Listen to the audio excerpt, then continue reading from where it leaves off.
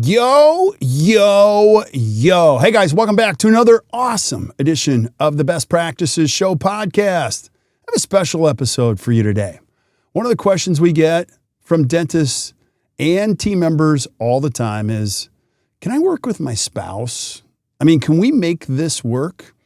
And so I don't know if I'm the expert on answering that question. So I thought we would invite Dr. Charlie Ward and his wife, Dr. Melody Ward, they work together, and ask the question, is it possible to work with your spouse or significant other in dentistry?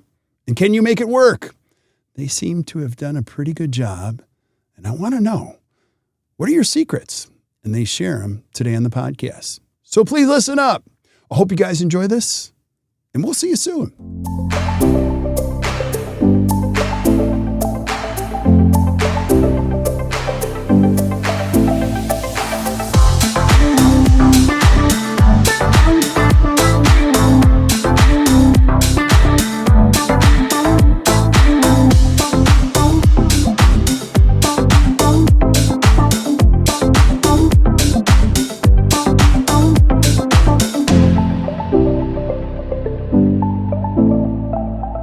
Hey guys, welcome back to the Best Practices Show podcast. You know the jam around here. I get to talk to the coolest people on the planet, and they offer perspective on the podcast to help you create a better practice and a better life.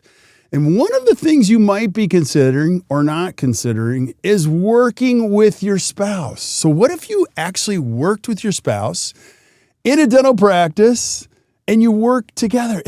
I get that question all the time. Is this a good thing? Is this not a good thing? What are the good parts about? What should I be concerned about? Should I try it? Should I not try it? Well, I don't know the answer. So I thought I would ask two people who do it really well and get their perspective on it. So on the podcast today, no joke, I have Dr. Charlie Ward and his wife, Dr. Melody Ward, and they are on to answer those questions for us. Thank you guys for being here. I appreciate you being back. Yeah, thanks, Kirk. Good to be back. Thanks for having me. Yeah, and nice to officially meet you, Melody. Now I can ask you the real questions, behind the man, the myth, the legend, and find out the real story. But maybe we could start here because we do have a lot of listeners. We have over 98,000 unique listeners from all over the world. So you've been on the podcast before, Charlie, but I want you to introduce yourself and your amazing wife and kind of like who are you guys? What do you do? And then we'll go into like what we're going to talk about today. Yeah, absolutely. So I'm Charlie Ward. I'm a general dentist in Baltimore, Maryland, work in a small group practice. My partner, Devin, and I have had the practice for 12 or 13 years. Melody, my amazing wife and periodontist, came on with us right out of residency. And then in the last 5 or 6 years has been with us full time. So the three of us have worked together full time. Longer. Yeah, but full time. Yeah. Yeah. It's been a while. So we all work, three docs, all work together 4 days a week. So we met in dental school. I was finishing dental school. Melody was still 2 years left in dental school, and then perio residency after. So kind of started, we eventually got engaged and married and so forth while she was in residency. And then she worked in a perio practice and she worked with us, kind of splitting time. And then when we had an opportunity to buy another practice, she was able to come and work full time with us. So we're together Monday to Thursday, 7 to 4, seeing patients and hopefully providing high level care. Yeah. Melody, tell us your side of the story. And anything you want to add to that? No, I've had the chance to work at a purely periodontal practice, and now here in this group specialty practice. So I've had a little taste of both worlds, and it's kind of nice, honestly, to work closely with some of the restorative docs that I work with. And just have them in the same office, and it's a different kind of dynamic. So that's kind of fun, and I know we'll get into that too.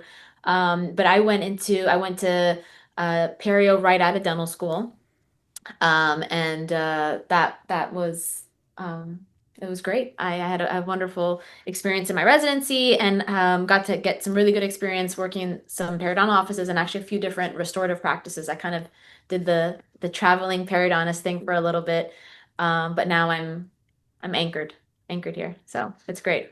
That's awesome. And it might be helpful to let our listeners know you guys have two little kids. What are their ages?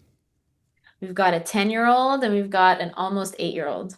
See you. Yeah, two Okay. boys. Boys, Yeah, they keep us really busy. Yeah. For sure. For sure. Yeah. So let's go right into this. Like, you guys get these questions all the time. Like, how do you make it work? What would you say about this relationship, the good, the bad, and ugly, like for anybody that might be considering that? Take us on this journey. Yeah, I mean, it's people, we get that question a lot actually, from like other parents at the school and our kids go or neighbors and like, how do you guys work together? And it works really well. I don't know. Uh, Charlie will talk about, he'll analyze and tell you what makes it work well. But I think it works really well. Like one, we don't see each other all the time, right? Like we're each in our own operatories, we're each doing our own cases and seeing our own patients. So I hear him like a few doors down, like talking to his patients, but we're not interacting all day.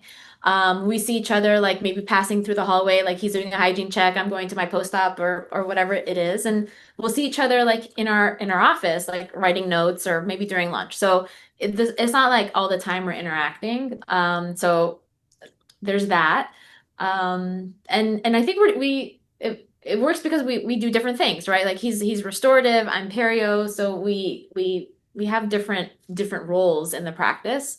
So I think that helps as well. Yeah, I think, for me, Kirk, and I mentioned it earlier, like I love working with Melody. Probably because I love my wife. I love working with Melody. So I wouldn't want to do it a different way. I trust her more than any specialist, obviously, because I trust her with our children. But she treats patients the way that I would want to be treated and the way that I want my patients to be treated. Um, but I think that the best part about having her in the office is that when we have those cases that overlap that need an immediate implant, because I don't do the surgical part of it at all, that we can plan those cases together, we can execute them together, and we always have four hands and four eyes on the patient, and the patients really like that. They're like, oh my gosh, do I have to pay extra to have both of you here at the same time? They like to feel well taken care of, and when you have two doctors in the room assessing a situation, like they feel special and they actually articulate that. So I to be able to work that closely with my specialist that I work with a lot, to me that's a benefit. And then to do it with someone who I trust more than anyone else, is not just a benefit for me, it's a benefit for the patient. That planning gets done. I think that medicine misses that a lot because they don't communicate as well as we do in dentistry. And then I think we are able to take that to another level because we're together all the time, to make those things happen. I don't know that there's a downside to it other than we're together all the time. And it's hard not to take it home. Yeah. Right. We don't want to take it home. We have to be very intentional about not taking it home. Because Yeah. home is for our family. Sanctuary. Yeah, not for teeth. Yeah. And go back to that. So, I would say that most of the challenges that I've heard, 31 years of doing this, is that you bring work with you. It's very, very, you say it's very hard, but it's truly very hard to leave work at work. Like, give us some of your secrets. Do you have some rules, like once you leave the office, or how have you learned to dance together in this respect over time? Yeah. I mean, when we do talk about work at work, right? So we try to talk about it as much as we can while we're here. Not to say that we don't ever talk about work when we're home or not in the office. That does happen, of course. But one of us usually is the one to say, okay, we're done. Yeah. Like let's stop it here. Or, I'm tired of talking about work or whatever it is, but it doesn't take over our lives because there is so much more going on at home that isn't dentistry related, right? Like we've got the kids, we've got sports, there's after school things, we each have our own hobbies or whatever it is that we do. So there does come a time when the both of us, like one of us will be like, oh, let's be done. But we are intentional about it when we do talk about it at home so that it doesn't get away, right? Like that we're not getting too deep. Like sometimes like when the kids go to bed, like we'll talk about a treatment plan real quick, or if there like something came up at work and we need to talk about this case or a patient calls or whatever that may be. Sometimes that happens, but we try to put a limit. Yeah, I think Melody said it. Like we have to be intentional about not bringing it home every day because it would very easily spill over into I mean, it always spills over, right? If there's stress at work, that spills over at home. So I don't want to actively bring home the things that I can leave at the office. Again, we're fortunate that we're together. So if it's like, hey, I need 15 minutes so I can finish up this treatment plan because I have to present this tomorrow, um, we can do that after dinner. Yeah. And that's a luxury that we have, but I don't want to be doing treatment plans every night after dinner. That's not fair to my kids. It's not fair to us. That's not how I want to live my life. So there's an intentionality into how we have to deal with it to say work happens at work, home happens at home, and every once in a while one of those things bleeds over because sometimes my kids have to come to the office too because one of them is sick, you know? Yeah. So there's always a little bleed over, but there has to be intentionality to keep it separate. Otherwise, I think we just drive ourselves crazy, you know? Yeah. And you mentioned at the beginning, you have a partner. His name is Devin, and it's a 3-doctor practice. So how did this come about? You're like, hey, Devin, I have an idea. Like, how did this all evolve? Was that a difficult conversation with No, 3-doctor so dynamic? Devin's parents owned the practice before us. I came to work with her parents in 2009, and then she came on in 2011. So we knew each other, but we weren't great friends Dental school. from dental school. She married an attorney from Texas, and then I married Melody. And we were working together a very short period of time, and she knew that Melody was in residency. So for us, we were like, oh, this gives us an opportunity to bring someone into the practice. So it all happened very quickly at the beginning. I'll say that. Like, Yeah. we went into work. She was there for a year. We bought her parents' practice in 2012. And Devin had only been working there for a year. I had been there for 3 at that time. Melody started working with us, kind of moonlighting during residency, once a month or whatever it was.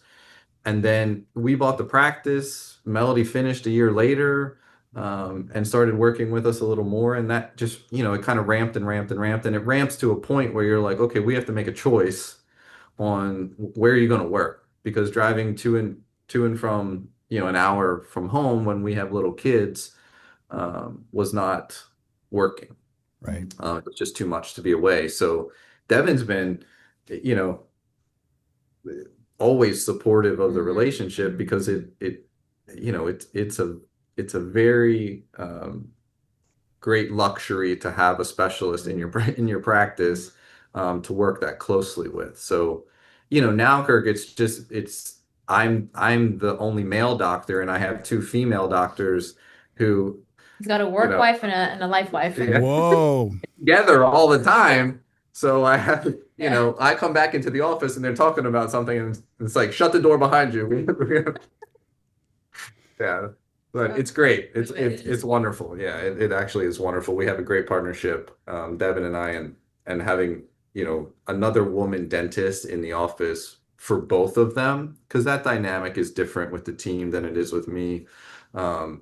That there's support for everyone at every turn. So it's a great team.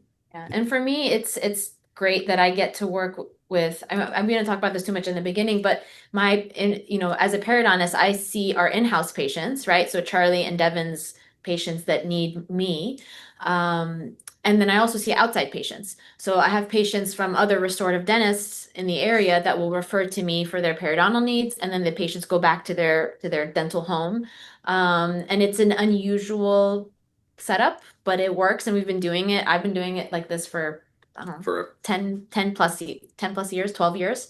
So it works.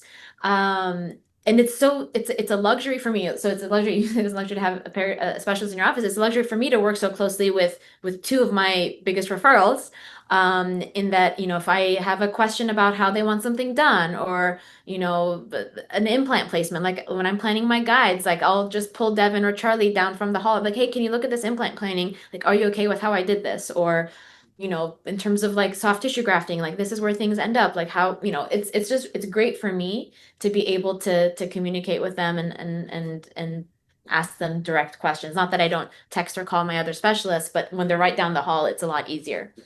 That's so cool. And you guys have mentioned you've been pretty disciplined about how you utilize your time as a family, get away from the practice. I've always been a big fan, like you need to go away and recover so you can come back and enjoy. But you mentioned before we hit the go button, you guys do a family vacation, but you're also very intentional about your time away. Can you just talk about that without kids, which I'm a big fan of? Like my kids would always, you're like this. So we have 4 of them. And our kids would be like, why are you leaving again? I go, so we can love you more. And I love your mom. Do you know what I mean? So, and they're like, you're leaving again. But can you talk about your philosophy on that whole process? Yeah, that's what I'm going to tell them when we That's leave. yeah. I like that. Yeah, I had a close friend who had 5 kids, and he's a little harder than I am, but he would sit the kids down and be like, listen, the most important person in my life is my wife, and you guys are second. And I'm like, I don't want to say that to my kids, but his intention was like, this is a relationship just like my relationship is with my kids. And if I want that relationship to be successful, we have to work on that relationship. So it's important for us to have time together. So we have been intentional the last, since we've had children for sure, that we take a vacation as a family, the 4 of us. But we also, the 2 of us, Melody and I, take a vacation together. And that may be 4 days, that may be a week. One time we went to Thailand. That was amazing. And that was like 10 days. We don't normally do that, but for us to get away ourselves without the kids is important, because otherwise the relationship becomes just about the kids. And that's not fair to us as a couple. And like you said, I need to come back recharged. I go to CE, I get recharged for my practice. I go on vacation with my family. I come home recharged as a group. And when I go with my wife, like I feel better about our relationship. So we've been very intentional about doing that. And I think that's, been very successful for us. Yeah. I mean, just like what you said, like absence makes the heart grow fonder. Like our kids too. Like it like you said it so nicely. Like it just brings us back to our kids, and like we have a great relationship once we're back as well. And they love spending time without us, right? Like we appreciate that we have the luxury of having a support system around us where our kids can be with family while we're away. And they love that. They love that they get to spend time with grandparents and all those things. And they're like, do we get to go without you? So they have fun too. And they build their brotherly relationship and their relationship with relatives while we get to work on that too. And and it's nice that we have the luxury of doing that. Yeah. And if you're like me, you're like, I just hope I don't screw this whole parenting thing up. And like kids don't remember what you say. They remember what they see, type of a thing. So like, you're always hopeful it's going to create some good patterns for them in the future. Now, one other thing too, like Charlie, you do a lot of CE, Melody, you do a lot of CE. What's your philosophy on CE? Because do you do separate CE, together CE? That's a great question. Because I do more kind of travel lecturing and so forth. So So the way that we've worked that, most of our CE is separate. Most of our CE is separate. That way someone's at home with the kids, although Melody takes the brunt of that just because of my lecture traveling stuff. But we did have to institute a rule 2 or 3 years ago where I'm not allowed to accept an invitation to speak somewhere without discussing that as a family. Oh, tell us about that. Well, because I love doing it so much, I'm like, yeah, that sounds great, I'll do that. And then, yeah, that sounds great, I'll do that. And then suddenly I look at my calendar and I'm like, I'm gone 3 weekends in a row. And I don't like being away that much. I love it when I'm there, but I don't love the travel. I don't want to be away from the boys or Melody for that matter. So it had become difficult from a scheduling standpoint. Melody's like, I got two kids, one's playing soccer here, one's playing soccer here, and if you're not here, my parents are away and we don't have someone to help, it can be difficult to manage. So, and she was right. Like she had told me 5 years ago, hey, I love that you love to do this. This is awesome. You're good at this. I want to support you in doing it. And I just started saying yes because I was like, well, she said I can do it. This is great. She wants me to do more of this. And then finally she was like, But yeah, there's a balance. we need to renegotiate. Yeah. The contract. And yeah, we renegotiated the contract, which was the right thing to do because I was feeling overwhelmed, right? And I know she was feeling overwhelmed. But I think again, going back to the time that we spend together as a couple on our little vacations, I think we communicate better than most people, and there's never any grudge holding or like we don't go to bed angry. Like if there's an issue, I want to know. I think we both give each other that permission. And like, hey, I'm struggling here because you're away every weekend. I have to be able to be like, she's struggling because I'm away every weekend. We gotta do something different because I don't want that, right? If we're gonna be successful as a couple and as parents, then we have to make a change and be able to listen. Yeah. So that's really how that worked. We do get to take, when Pankey does their annual meeting every year, we do go to that together. So it's nice because like our friends come, their spouses there as well. And again, it's all dental and Melody's in dental, but we actually do a little bit of learning together. That's kind of a mix of fun and CE actually. So it's a little bit of both. But yeah, most of our CE is separate except for that one that we do together. Yeah. And we do talk about taking some courses together just because there are some courses that overlap restorative and surgical, and we eventually we'll do that because right now, like I think the time with the kids, I don't know, it's precious, right? Like these are fleeting times. So I think the difficult thing about it is when we're thinking about taking CE is that Melody reminds me that CE is not a vacation. When you go to lecture, that's not a vacation. I'm like, well, we could tie that to it. That's a different strategy. But like, just because I'm away doesn't mean I'm not working. Right. And it feels like work when I go to speak or she's teaching a course or that, like that's different than sitting in a class. But neither one of those things is a release. There's no relaxation in those cases. We're engaged in a process. So we have to be intentional about the time we have off because we're all working really, really hard when we're in the office, Yeah. I think it's one of those things that people don't understand is early on. They're like, oh, see, it's so exciting. So you guys, I was waiting for you to say that. I was going to prompt you. But Sarah and I would take her to these Seattle Study Club symposiums and they'd be at amazing places. And I'm like, she's like, where are we going on vacation? Well, I go to the symposium this year is in Arizona and then we can go. And she's like, oh gosh. And so of course, the other thing too is when you do CE, you're on, everyone's like, oh my gosh. And then, it's just like you're into it. And my wife is not in dentistry. So she's like, okay, I got to be Mrs. Behrendt at all of these. And like, they're like, is he really like this at home? Blah, blah, blah, blah. She's like, I just want to go to a pool where nobody asks me a question and I can read a book. Can we do that? So I think it's important to understand that whole dynamic early on because we do see CE, I don't know how you want to call it, CE, solos where they're like, I used to bring my spouse to this all the time, but now I don't anymore. And it becomes too self-interested. And at the same time, it's very exciting. It gives you, so I don't know. I think you got to open up the dialogue to what this really is and what it means in our relationship. Don't you think? Yeah, that's what we did. That's what we had to. Someone's hand was forced at that point. But no, absolutely. I totally agree. You had to have a conversation about what the expectation is around how much you're going to be away because we do. There are some of us. I mean, I wouldn't consider myself a CE junkie. I love to learn. I read a lot. Like I want to be out there doing those things. But I also really, I go and lecture. I don't know if you feel like this, Kirk, but like I go and speak and I'm like, oh, it's going to be great. I'm going to fly in the night before and then I'm going to stay and then I'm going to hang out a couple hours. And the second I'm done, I'm like, can I get home any earlier? Like, I want to go home. Mm-hmm. So, I think what's the expectation when we're away from our families? What's the expectation when we're at work? having those conversations, especially when you work with your spouse, um, before there's a problem. Yeah. Yeah.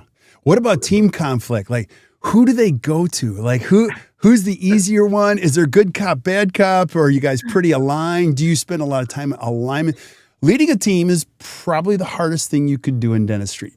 I would love to know both of your philosophy and how do we lead these people the best way we can. So Melody has the best of all worlds because she's technically an associate. Yeah. So Devin and I are the partners. Melody is not a partner. So she doesn't have to do any of that. I'm the good cop, She's better than the good cop, you know? She's like cop emeritus. So yeah, Devin and I have very different personalities. So Devin tends to be I don't want to say more rigid. Like I'm the more like flexible one. Like yeah, that's fine, whatever. And Devin isn't like that, but we know that about each other, right? So the team will come to us in certain situations for different things. Like if there's a materials problem, something needs to be ordered, something's broken, like I'm the one that gets all those questions. If it's more like HR related, Devin usually deals with those. So we do have sort of a divide and conquer in how things are managed from a team standpoint. But again, these are conversations that we had, 12 years ago. Like philosophically, how do we manage as a team? And that took time. Like we had to get Devin on at one point. I had to drag her on here, have that conversation because it was difficult at the beginning because we didn't know each other that well. Like, what are our tendencies? What are our personality differences? That's a little bit challenging at the beginning unless you put in that work to figure that out. It's probably why partnerships, aren't always successful. And ours has been because philosophically we want the same things for our patients and our team and our practice. And we know how each other function under stress. Yeah. I mean, like learning about each other's personalities, I think working together has helped us in our relationship, like in our marriage as well. Just because like we understand different facets of each other, see each other under stress or difficult situations or having to make certain decisions. One of the things that we've done like as a team in our office is like learning about different personality types. Like we did the Enneagram, a few years ago, like with our team, just so that we can have, understand each other as a team better. And that helped us as a couple. There's certain things that Charlie would do that to me, like before I understood like him as an Enneagram person, like it would annoy me. I was like, well, why do you have to be this way? But then once we did that, I was like, oh, now I know why you do what you do. And he understands me better, I think, too. So I think that's helped us. So not just at work, like what we tried to do at work to help our communication as a team helped us at home as well. So 100%. 100%. Yeah, I couldn't recommend that more. I mean, I think, yeah, doing any of those things to know who you are as a person, but also your spouse, your partner, your team members, it did help everyone on the team understand why people did certain things, because otherwise you find them annoying if you don't understand why. Yeah. You know that. I was going to ask you, like, you guys are already prompting my questions. Like, do you do personality testing? Because I think that's one of the most important things you can do, even if you're not married early on, is like learn who you are, whether it be disc. There's so many different styles. And number one, you don't spend your life trying to fix your weaknesses. Number two, you actually understand people. So, I mean, you guys can appreciate this. I'm an I in the disc profile. I love people, I love parties. And then D's have always been difficult because I hate conflict. I sweat. I don't like when people are brief. I'm like, well, what does that? I read into it and I'm like, oh, they're just a D. You know what I mean? Or a C, asking a lot of questions. But you guys did this with your whole team. And can you give us a little glimpse of each one of your personalities so we have some perspective? Like, how are you guys different, and how have you learned to communicate in a way that you can understand each other better? I'll let you start with that.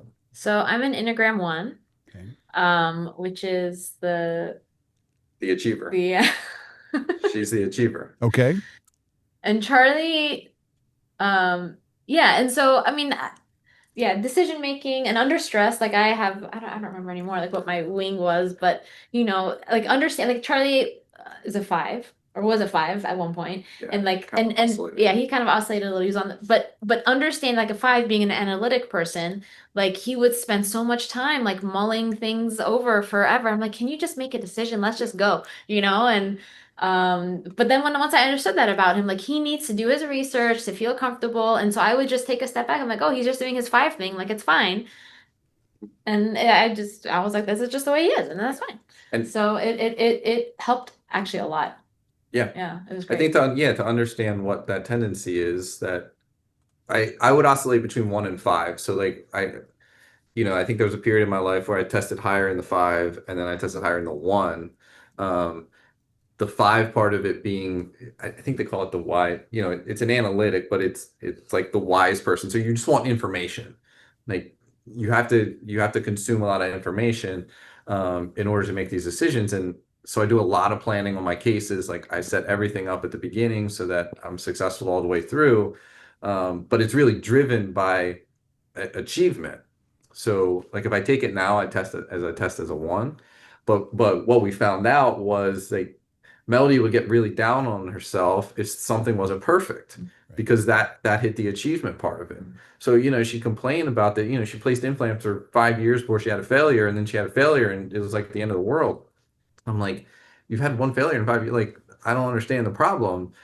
But if you understand what her bar is as someone Like perfection, yeah. who is after perfection, that's where she becomes, I think the Enneagram calls it unresourceful. Like she leans into that part of it, so that under stress, she feels that. So to understand that about her is helpful, not just at work, but at home, to be like, hey, she has a bar that's high, and if you don't meet that bar, she's gonna be frustrated. She's gonna be frustrated. And if I don't get the information that I need, vacation's going to be tough if it's not well planned for us, I'm like, let's just go. Let's just go see what happens. Yeah, she's like, let's go to New York this weekend. And I'm like, we have train tickets. Is there a hotel booked? Like, I need to have all that. We took the kids to Greece for this big trip last year, and like I booked everything. I had digital and paper copies of everything. Like I had every booking printed out, like all the stuff. And Melody's like, he's like, did I forget my toothbrush? That's awesome. That is awesome. Yeah. I have so many questions for you guys. And I know I can't keep you all day, but you mentioned like beforehand, you guys are big foodies. Give us like, you get away. Some people go away and they go on adventures. They go fishing or they go whatever. Is food your adventure together? Like one of your main adventures? I think we do have a lot of food adventures. We have a lot of food. Yeah, we both appreciate food a lot. It's funny because once we went on vacation with Charlie's sister and her husband, and they would go out on excursions. They'd like take hikes, and we realized we're like, oh, they enjoy vacations. They experience a place through like nature. We experience a place through food, because we were like looking at all the restaurants to go to. So it's just and it's nice that we both enjoy that. So we are big restaurant adventures, explorers. I think that's where, again, at this point in my life, there was a time that I like couldn't do those things, right?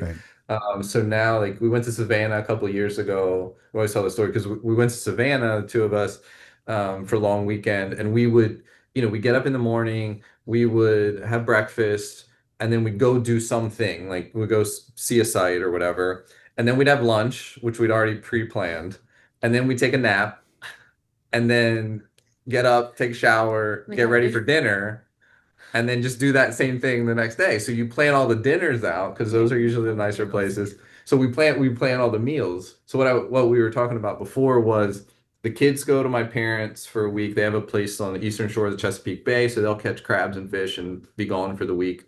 So Melody and I take the train to New York. It's only a couple hours from Baltimore. So the trip is basically planned around like Michelin star restaurants. So we're like, this is our vacation. We just go up, we find a hotel, and we're like, okay, what restaurants are in the vicinity of this place? Which has been a great experience, because you get to have amazing food in a service-oriented environment. So like we went, I was going to tell you the story, but we went to a place called Aquavit, which I think is Norwegian. It's Norwegian. Scandinavian. That was a great restaurant. So everything at these places it's not just about the food, it's about service and how they treat And the customers. experience and the Yeah. presentation and Right? Not unlike dentistry, right? I think that's why we appreciate it, because they treat people the way that a practice like ours wants to treat people. So the waiter's bringing out the food, and I can see into the kitchen from my seat, and it's all open, like they're decorating it perfectly. The presentation's got to be exceptional. So the waiter brings it out, and there was fish roe or something on one there. caviar There was piece. one dot, Kirk, of caviar that wasn't in its spot, and he went to hand it to us, and he saw it, and he turned and went back to the kitchen. Just it was one fluid motion. He went to put it down, saw that something was wrong. Melody reached to grab that one piece. She was going to eat it, and he was like, "No, absolutely not." Back to the kitchen. Hopefully, no one got fired because that one piece of caviar was out of place.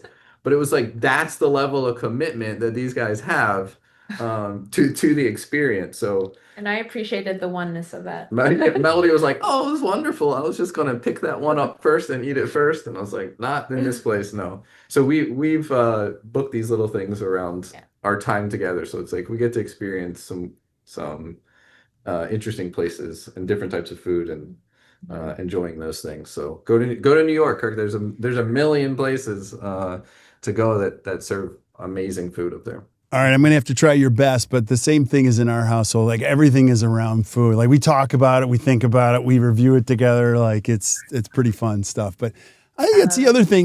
People are like, "Where'd you go? Did you go like did you climb the canyon?" I like doing some of that stuff, but I can tell you where I ate and how much fun we had. So. Exactly. Yeah. Exactly. With the boys, I think we're a little more adventurous. I mean, we still enjoy the food. They enjoy the food. But like it's more about the adventure with them. Like, hey, let's go someplace that's beautiful that we want to see and can experience. That's a little different when we do that. When Melody and I go, it's like, hey, yeah, we're not going to go like, climb Mount Everest together. We're going to go, try some Indian foods. It's a little different and something Nepalese. It's just a different experience. That's awesome. That's awesome. And I know you guys have to leave here shortly. And, I just some closing thoughts. I kind of have a two-part question for both of you. I would love for you to give us some final thoughts, or if somebody's listening to this and they're thinking about working with their spouse or significant other, what would you say for sure? And in the same vein, like, what do most people get wrong about this? Or what have you learned? Like, oh, okay. Any final words of wisdom? And I'll do ladies first. How's that? Melody, you go first. How's that? I would say get it, we touched on this earlier, knowing yourself, and making an effort to know the other person, on a deeper level, and asking for permission. It's okay to always, just because something was okay at one point, like it's okay to have conversations and revise and revisit things, because things change. Like we evolve, our situations evolve, like kids come into the picture, or school schedules change, or whatever it is. So like being able to be flexible and rechecking in, I think is great. I think, to go off of like what people don't always get right is just like, well, this is how we've always done it. Let's just keep doing it this way. And sometimes that doesn't always work. So being flexible and, adapting to the situation, I think is helpful. Love it. Charlie, your thoughts? Yeah, I would say the conversation on the front end about what are your goals for working together? Why do you want to do it? Is it out of convenience, or is it because you think that you can provide a better service being together? I would think about like, why, why do we do it? We're able to provide a service that not a lot of people can provide, because we're a multi-specialty group. So, we get referrals from an orthodontist and other specialists to treat cases because we're able to do it together. So I would think about that, and it doesn't have to be in a dentist type of role, but if my wife was a hygienist, or my wife was working admin or something like that, how is that going to positively affect the practice and our relationship? There are people that are like, I was talking to a patient the other day, and it's like, my wife and I worked together for 4 years, and we decided that we couldn't do that, and we couldn't do that anymore. And he knew well enough about her, and she knew well enough about him, to know that, hey, if I'm the boss and I have to give my wife feedback about something, neither one of us are comfortable with that scenario, and I want to know that on the front end, right? So I totally agree with Melody. The more you can know someone on a deeper level and know yourself and your tendencies, whether it's your spouse or not, is only going to increase that relationship. So, I think the pitfalls in any of it is just not preparing, not having those conversations on the front end to say, hey, this sounds great. We could go to, we may be able to go to work together, come home together, do those things, but is that going to be a positive thing for our relationship? Yeah. Because I don't want to end up in a situation where the relationship is worse off because, we have to be under constant stress together. That can be difficult for people. Yeah. So well said. That's so well said.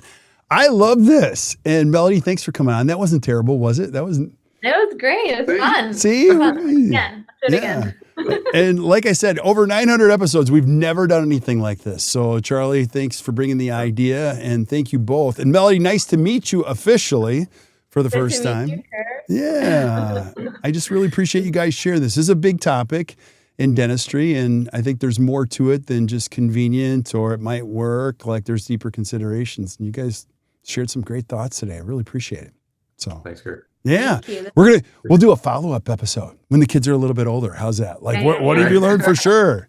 Because with everything, lives and dynamics and practices change. So it's all good stuff. But you guys are on a great path. There's no question. So awesome. Well, stick around while we say goodbye to everybody else. But thank you guys for listening to the Best Practices Show. I hope you enjoyed that. If you did, do us a favor, just hit the share button, share with your friends. This is an amazing profession. Here's the cool thing.